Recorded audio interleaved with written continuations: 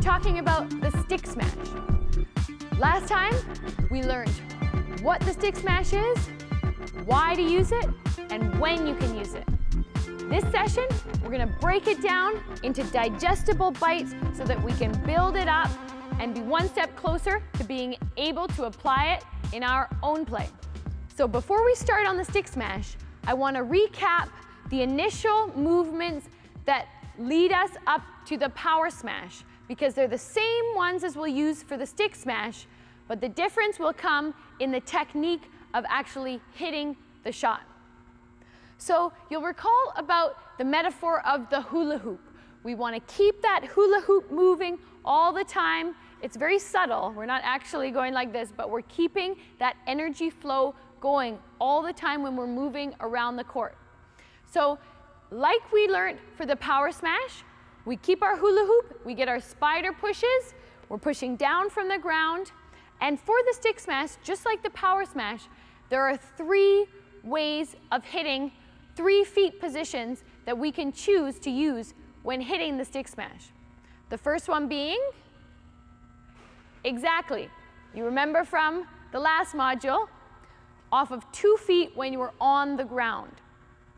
So if we get that hula hoop, we push back, we're preparing both feet on the ground, we bend our legs, and we feel that energy from the ground being ready to push up like an electric current through our legs. It's going to come up through the hips into the core, up through the shoulder and the upper body. I'm turned to the side, and my non-racket arm, my target arm, is outstretched, and the racket is back, similar to a bow and arrow that I'm pulling back. My grip is loose. That's really important. My grip is loose so that I'm not wasting any of my energy on the pre-tension. My grip is loose, racket pointing up towards the bird, and that's as far as we need to go for now. Now the second feet positioning, what is it? 1 foot jump. So same thing, we've got our hula hoop, spider pushes, we get behind the bird, we feel that energy going from the ground through our legs, hips into the stomach and back, stretching up. But this time, we're going to jump off of our back leg and be ready to push up our power into the shot, and then landing, doing our scissor kick back and ready for the next shot. Lastly, the third of the feet positions that we can use for the power smash and similarly for the stick smash, the jump smash. The jump motion 2 feet up into the air. So for that one, this is for the more advanced players who feel physically able. We get our hula hoop, push on the spider pushes, we're back, and we're setting up behind the trajectory of the approaching shuttle, so we can push down into the ground, extend up into the air, kick our feet up, and once up in the air, rotate through, and then land back on the ground. So that's the exact same preparation for the stick smash as we learned last module in the power smash. So what's different about the stick smash to the power smash? Everything with the forward swing. That's what the key is to the stick smash.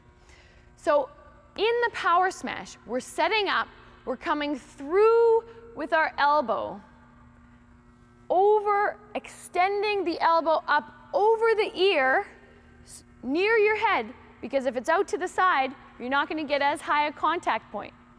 Extending up over, coming through with the elbow, so we can pronate this forearm through.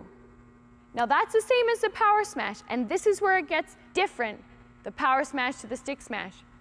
From this motion, instead of letting the follow through come down and pressing the racket over top, which we do in the power smash, letting the racket connect with the shuttle and flow naturally down before we recover the racket up for our next shot. With the stick smash, we get a whip action that's actually going to push our arm back up into the air. So in slow motion, it looks like this. coming through, whip, and back up.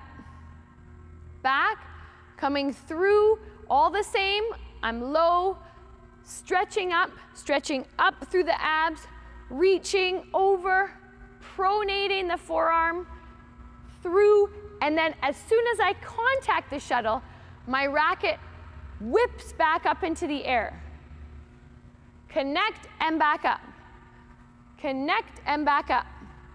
Let's hear it in real time.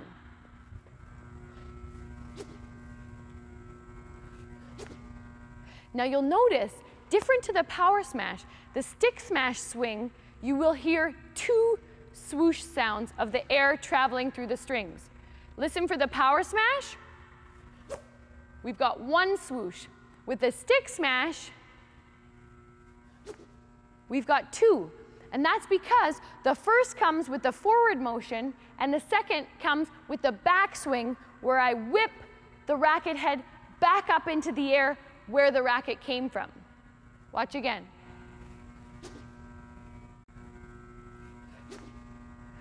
Now that might look easy enough, but it's actually quite a difficult shot because it's a little bit counter to the biomechanics of an overhead badminton shot. Our arms naturally want to flop down and follow the motion, but for the stick smash, you need to pull that forearm back up into the air. So I want you to walk through this with me now. Even if you're not on court, if you're in a space where you can hold your racket without hitting the chandelier or the roof, then great. If not, you don't need your racket. But what I want you to do to test that backwards motion is to go in slow-mo, come through, and I want you to then, when you get to this position where you're about to impact with the shuttle, I want you to hit, and with your other arm, push that racket arm right back up into the air. So you're back, you're coming through, and then push this up so that racket arm gets the help from your non-racket arm of that sensation of going forward and then back again. Forward, back. Forward, back. For the lefties, it'll look like this. Forward, back. Forward, back. So you're actually resisting that motion and pushing that back up. Once you've done that a few times, then I want you to try either with your racket if you have in the space. If not, without that other arm, trying to do the same motion, but without having that other arm to push and resist the arm, your racket arm back up. So with the racket, that's where you'll get the double swoosh.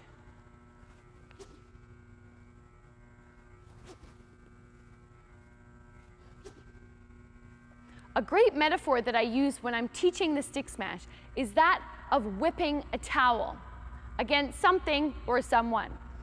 We all know if you pick up that towel and simply swing it towards an object, then there won't be much of an impact on the object because the towel will be swung maybe with speed, but there won't be any power in the point of impact. But if you swing that towel and then pull the towel back again very quickly, then you'll get that whip action where you get that painful point of impact because all the energy's gone into that one precise point. And that's the same thing with the stick smash. We want to accumulate all the energy that we transfer up from the ground through our bodies into the shuttle in a precise way that's going to transfer into the shuttle and then immediately whip the racket back because that's what's going to put the speed into the shot. And the beautiful thing about the stick smash compared to the power smash is the speed in which it comes over to your opponent's side. And the secret behind that speed is this exact whip back. Another cool thing you can try when researching the whip is to let your fingers go very loose and without your racket, do the stick smash. And if you don't whip it back well enough, then you won't hear any sounds. But if you do get the correct whip, you'll hear your fingers actually whipping against each other.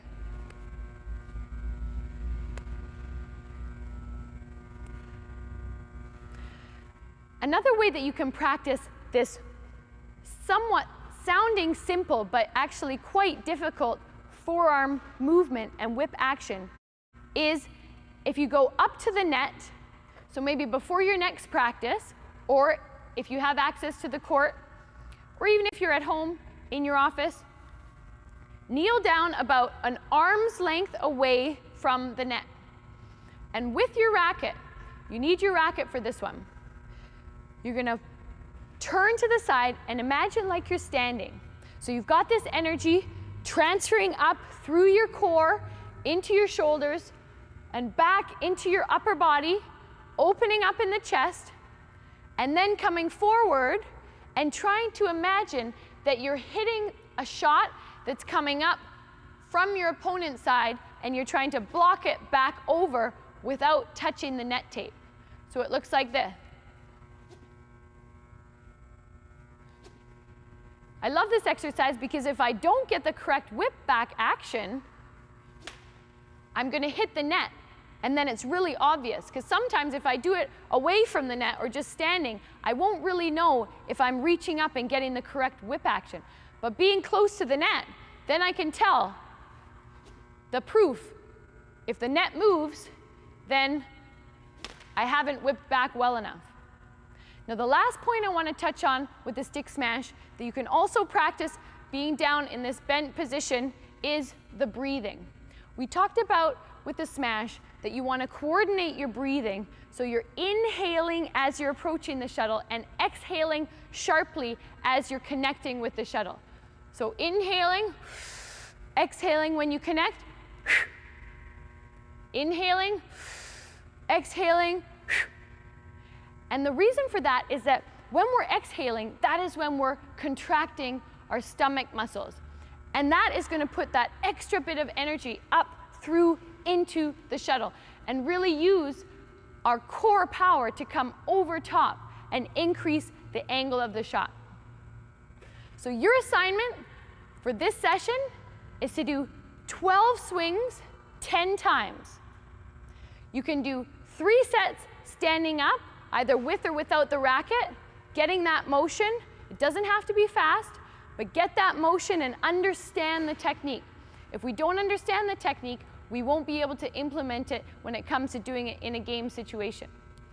The second 4 sets I want you to do will be up close at the net, an arm's length away with your elbow into your body, trying to come up again slowly, just reaching and thinking about your breathing. So inhaling and getting that whip. Inhaling. And notice as I'm inhaling, I'm stretching back, pulling that bow and arrow back, and naturally expanding my abs and opening the chest. And then as I do the forward motion, exhaling. So I want 4 sets of 10 swings that way. Then the last 4 sets of 10 swings, I want you to go real time, challenging yourself not to hit the net. Go as fast as you can while maintaining the correct technique. 1, 2, 3. Oh, I touched the net, so that doesn't count. Be honest with yourself. If you touch the net, start again, because you want to be able to control, and what we're doing by this is training that new muscle memory that we might not have had before if this shot is new to you.